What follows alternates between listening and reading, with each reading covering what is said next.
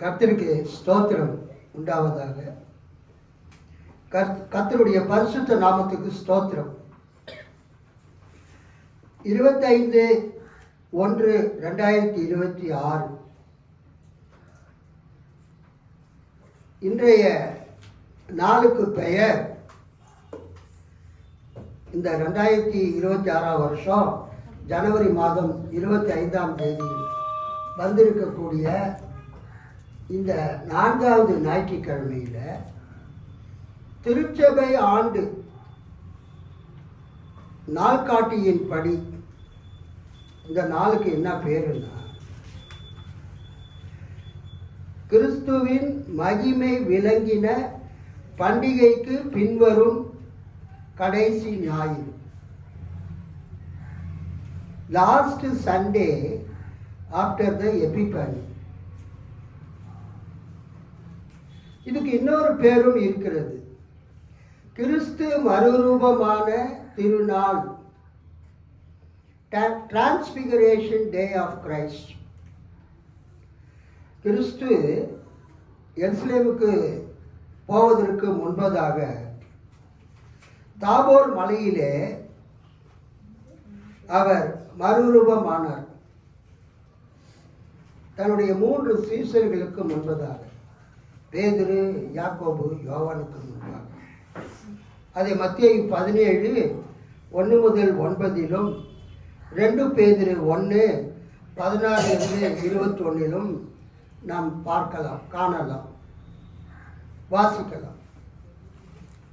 ஆக இந்த நாளுக்கு என்ன பெயர் என்றால், திருச்சபை ஆண்டு நாட்காட்டியில் Christian calendar, church calendar, church year, liturgical year 4 பேர் இருக்குது. Christian calendar, church calendar, church year, liturgical year. பொதுவாக தமிழில் திருச்சபை ஆண்டு என்று சொல்வார்கள். இந்த திருச்சபை ஆண்டு நாட்காட்டியில் இந்த நாளுக்கு பெயர் மகிமை விளங்கின பண்டிகைக்கு பின்வரும் கடைசி ஞாயிறு, last Sunday after the epiphany. இன்னொரு பெயர் கிறிஸ்து மறுரூபமான திருநாள், டிரான்ஸ்பிகரேஷன் டே ஆஃப் கிரைஸ்ட். இந்த நாளிலே செய்திக்காக திருச்சபை பெரியவர்கள், பிதாக்கள் நமக்கு கொடுத்திருக்கிற வேத பகுதியை பழைய திருப்புதலில் இருந்து வாசிக்கலாம். ஓல்டு வெர்ஷன், வெளிப்படுத்தல் 1வது அதிகாரம் 9-20 வசனங்கள். கிறிஸ்துவின் காட்சி, a vision of Christ, 9-20 வரை. உங்கள் சகோதரனும் இயேசு கிறிஸ்துவின் நிமித்தம் வருகிற உபத்திரவத்திற்கும் அவருடைய ராஜ்யத்திற்கும் அவருடைய பொறுமைக்கும் உங்கள் உடன் பங்காளனுமாய் இருக்கிற யோவானாகிய நான் தேவ வசனத்தின் நிமித்தமும் இயேசு கிறிஸ்துவை பற்றிய சாட்சியின் நிமித்தமும் பத்மு என்னும் தீவிலே இருந்தேன். கர்த்தருடைய நாளில் ஆவிக்குள்ளானேன். அப்பொழுது எனக்கு பின்னாலே எக்கால சத்தம் போன்ற ஒரு பெரிதான ஒரு சத்தத்தை கேட்டேன். அது, நான் அல்பாவும் ஒமேகாவும், முந்தினவரும் பிந்தினவருமாய் இருக்கிறேன். நீ காண்கிறதை ஒரு புஸ்தகத்தில் எழுதி ஆசியாவில் இருக்கிற எபேசு, சிமிர்னா, பெர்கமு, தியத்தீரா, சர்தை, பிலதெல்பியா, லவோதிகேயா என்னும் பட்டணங்களில் உள்ள 7 சபைகளுக்கும் அனுப்பு என்று விளம்பினது. அப்பொழுது என்னுடனே பேசின சத்தத்தை பார்க்க திரும்பினேன். திரும்பின போது 7 பொன் குத்து விளக்குகளையும் அந்த 7 குத்து விளக்குகளின் மத்தியிலே நிலையங்கி தரித்து மார்பருகே பொற்கச்சை கட்டியிருந்த மனுஷகுமாரனுக்கு ஒப்பானவரையும் கண்டேன்.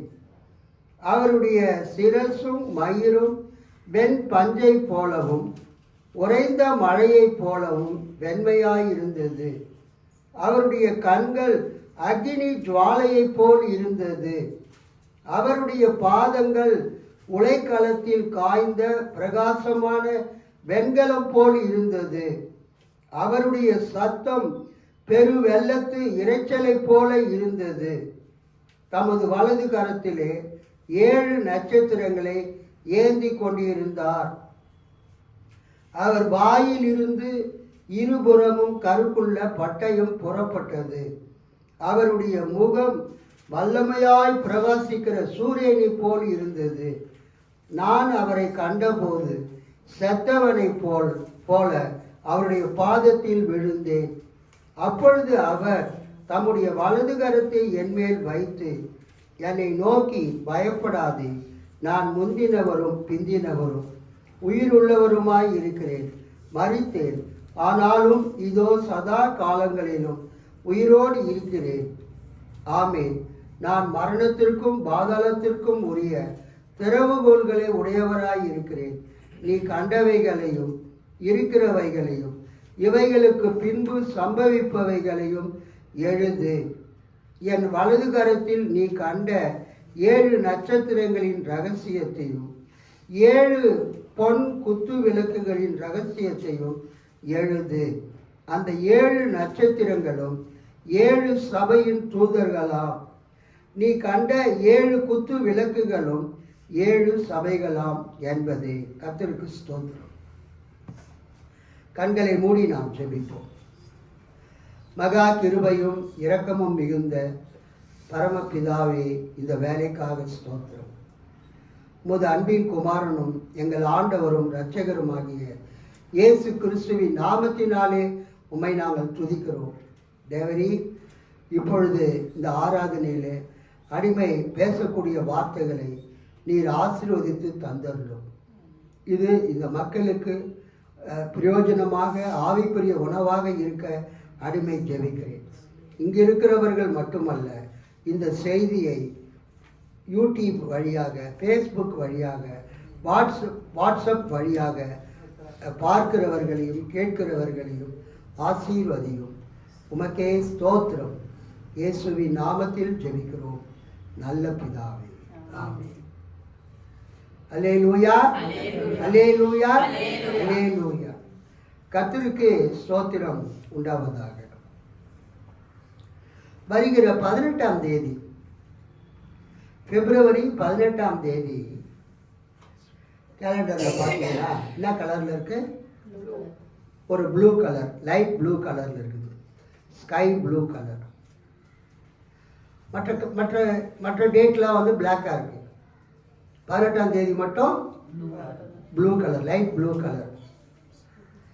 அன்னைக்கு தான் சாம்பல் புதன், ஆஷ் வெட்னஸ்டே. தவசு காலம், லெந்து காலம், ஒரு சந்தியின் காலம் அன்றைக்கு ஆரம்பிக்கிறது. அல்லேலூயா. அன்றிலிருந்து குட் ஃப்ரைடே வரைக்கும் எல்லாரும் என்ன பண்ணுவாங்க? பாஸ்டிங் இருந்து ஜெபம் பண்ணுவாங்க. எல்லா சபைகளிலும், மெயின்லைன் சர்ச் மட்டும் இல்லை, பெண்டிகாஸ்டல் சர்ச்சில் கூட அந்த 40 நாள் விசுவாசிகள், ஊழியர்கள் உபவாசித்து ஜெபம் பண்ணுவாங்க. இந்த தவசு காலத்துக்கு முதல் நாள் எதுன்னா சாம்பல் புதன்கிழமை. அல்லேலூயா. அந்த ஒரு சந்தியின் நாட்கள், தவசு காலம், லெந்து நாட்கள் என்று அழைக்கப்படக்கூடிய அந்த நாட்களுடைய ஆரம்ப நாள் தான் சாம்பல் புதன்கிழமை. அல்லேலூயா. பொதுவாக எல்லா சபைகளிலும் இந்த சாம்பல் புதன்கிழமைக்கு முன்பதாக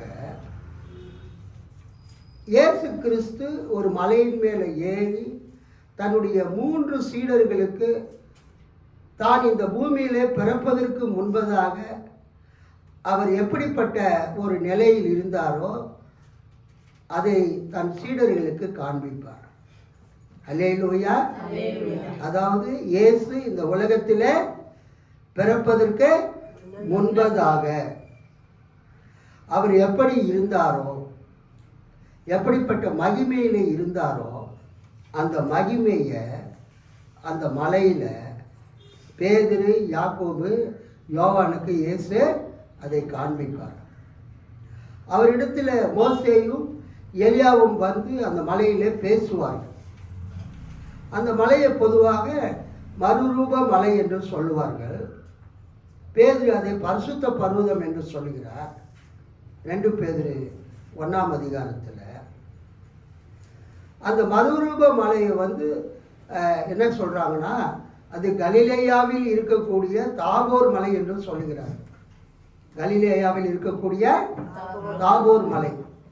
அங்கே ஆர்த்தடாக்ஸ் சர்ச்சு ஒரு அழகான ஒரு ஆலயத்தை அவங்க கட்டி வச்சிருக்கிறாங்க, டிரான்ஸ்பிகரேஷன் சர்ச்.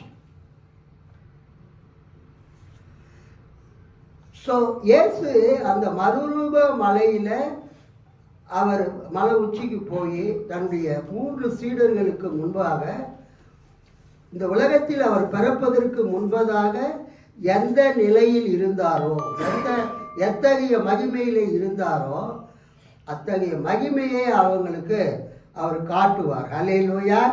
ஒரு நிமிடம் ஒரு சில வசனங்களை நாம் வாசிக்கலாம். மத்தேயு 17வது அதிகாரம்.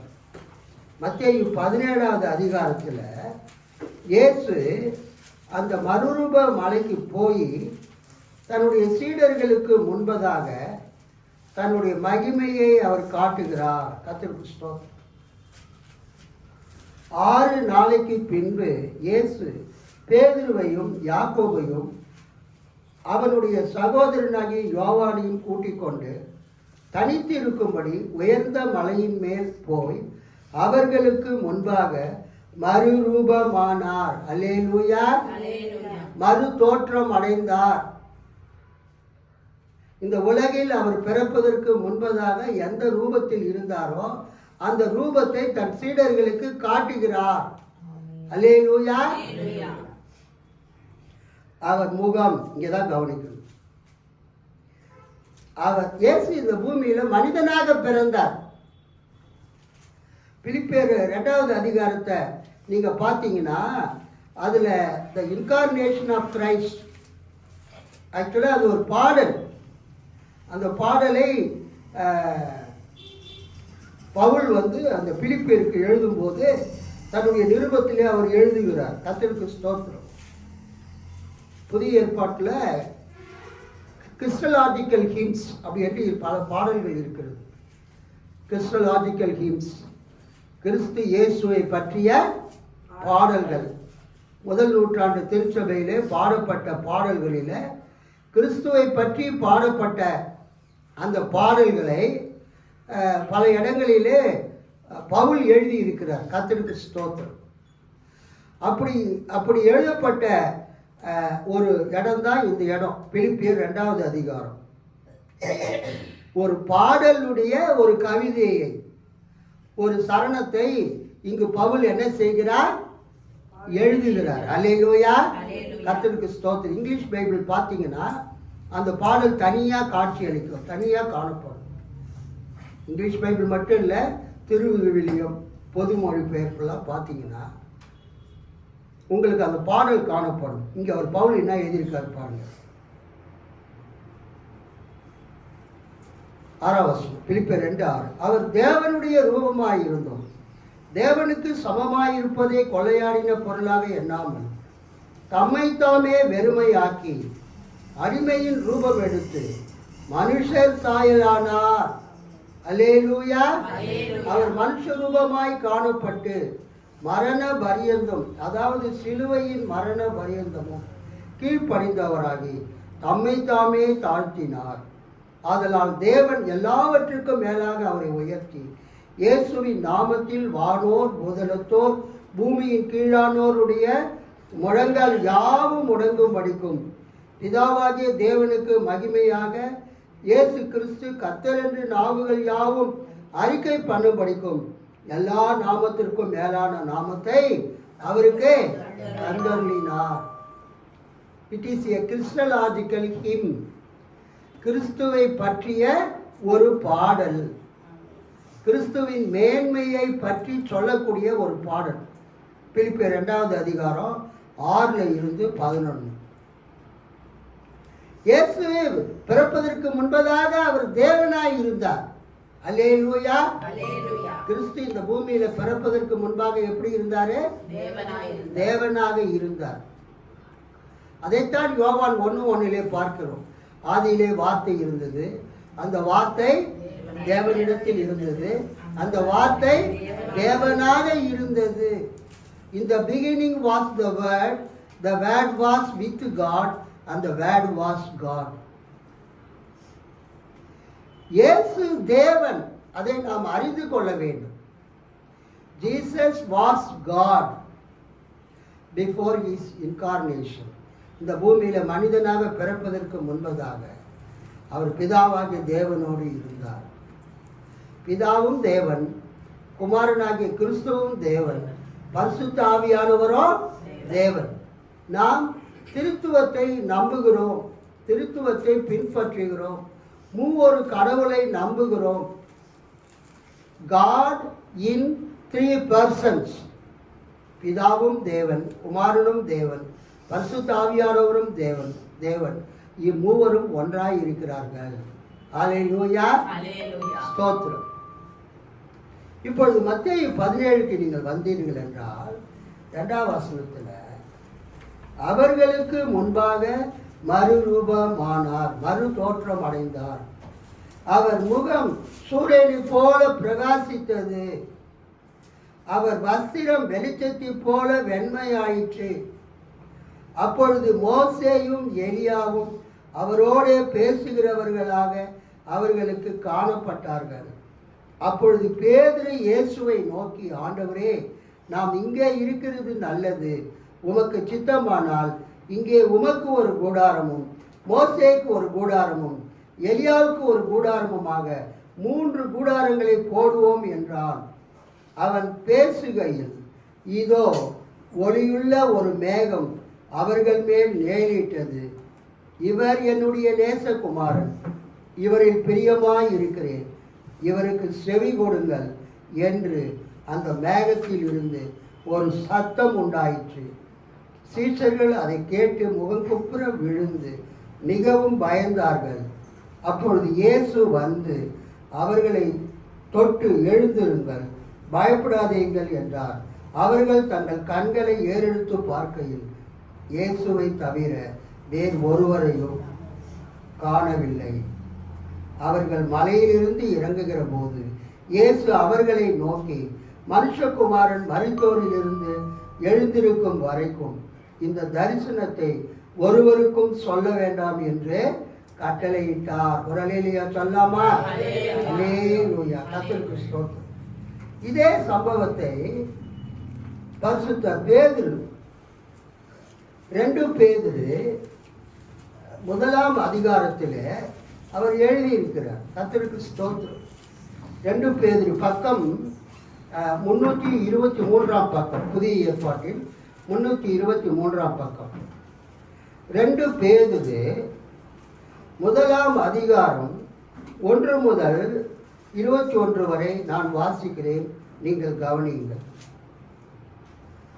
இவர் என்னுடைய நேசகுமாரன், இவரிடத்தில் பிரியமாய் இருக்கிறேன் என்று சொல்லுகிற சத்தம் உன்னதமான மகிமையிலிருந்து அவருக்கு உண்டாகி, பிதாவாகிய தேவனால் அவர் கனத்தையும் மகிமையையும் பெற்றபோது அவரோட கூட நாங்கள் பரிசுத்த பர்வதத்தில் இருக்கையில், நான் ஏற்கனவே சொன்னேன், அந்த மறுரூப மலைக்கு என்ன பேருங்க?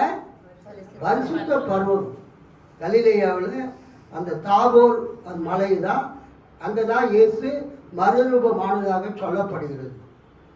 கிரேக்க வைதிக சபையார் அங்கே அழகான ஒரு சர்ச்சை கட்டியிருக்கிறாங்க. Greek Orthodox church, transfiguration church. 18 அவரோட கூட நாங்கள் பரிசுத்த பர்வதத்தில் இருக்கையில் வானத்திலிருந்து பிறந்த அந்த சத்தத்தை கேட்டோம். என்ன சத்தத்தை கேட்டாங்க? இவர் என் நேசகுமாரன், இவரில் நான் பிரியமாய் இருக்கிறேன். Who is Jesus Christ? இயேசு கிறிஸ்து யார்? தேவனுடைய குமார், சன் ஆஃப் காட். அல்லேலூயா, கர்த்தருக்கு ஸ்தோத்திரம். ஒரு பெரிய ஒரு கற்கண்டு மலை இருக்குது.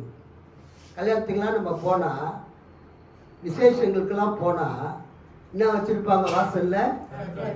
கற்கண்டு, சந்தனம், பூ.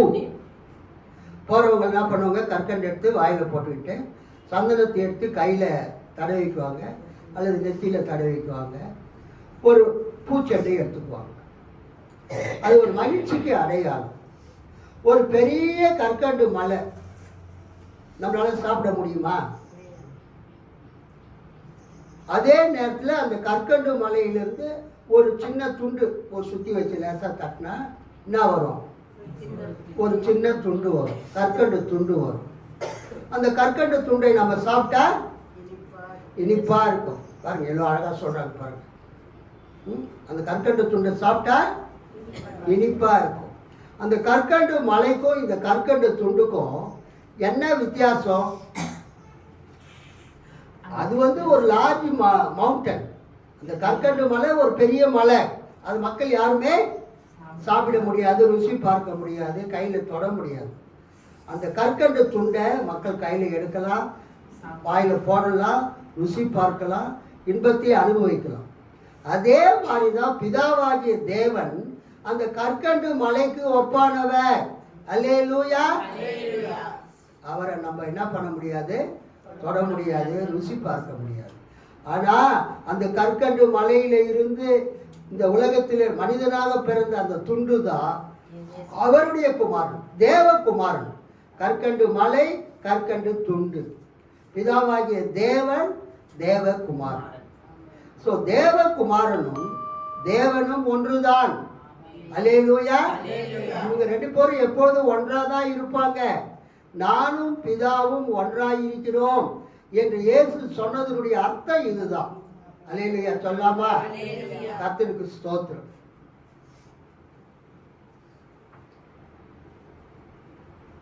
அவரோடே நாங்கள் பரிசுத்த பர்வதத்தில் இருக்கையில் வானத்திலிருந்து பிறந்த அந்த சத்தத்தை கேட்டோம். அதிக உறுதியான தீர்க்க தரிசன வசனமும் நமக்கு உண்டு.